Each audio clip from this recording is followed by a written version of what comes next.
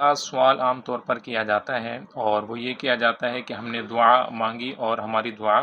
قبول نہیں ہوئی۔ تو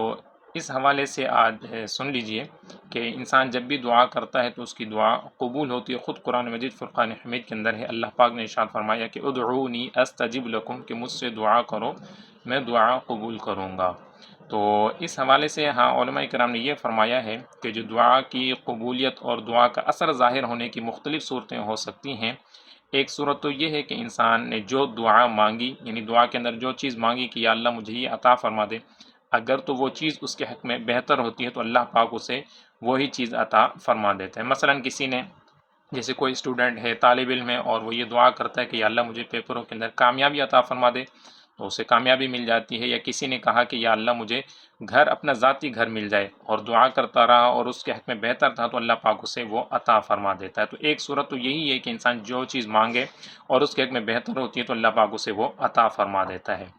دوسری صورت دعا کی قبولیت کی یہ ہوتی ہے کہ بعض اوقات انسان جو چیز طلب کر رہا ہوتا ہے وہ اس کے حق میں بہتر نہیں ہوتی، تو اللہ پاک اس سے بہتر چیز جو اس کے حق میں بہتر ہوتی ہے وہ اسے عطا فرما دیتا ہے۔ تو یوں بظاہر انسان کو لگتا ہے کہ میری دعا قبول نہیں ہوئی، لیکن چونکہ وہ چیز اس کے حق میں بہتر نہیں ہوتی تو اس وجہ سے اللہ پاک وہ چیز عطا فرما دیتا ہے کہ جو اس انسان کے حق میں بہتر ہوتی ہے۔ اور تیسری صورت یہ ہوتی ہے کہ اسے دنیا میں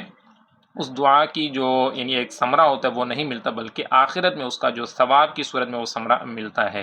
اور روایت کے اندر اس طرح بھی ملتا ہے کہ انسان جب قیامت کے دن اپنی ان دعاؤں کا ثمرہ دیکھے گا کہ جو دنیا کے اندر قبول نہیں ہوئی، بلکہ انہیں ان دعاؤں کا اجر اور ثواب آخرت میں ملے گا، تو روایات کے اندر آتا ہے کہ وہ یہ تمنا کرے کہ کاش کہ دنیا میں میری کوئی دعا قبول بھی نہ ہوئی ہوتی، یعنی اتنا بڑا اس کا ثواب ہے۔ چونکہ دعا مانگنا ایک عبادت ہے اور عبادت پر اجر اللہ پاک کی طرف سے ملتا ہے۔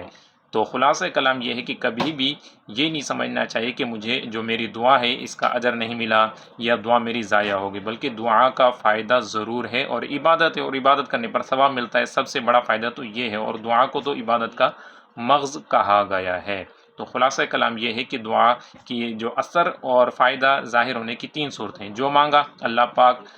ہمارے یعنی انسان سے زیادہ جانتا ہے، اگر حق میں بہتر ہوگا تو وہ عطا فرما دیتا ہے،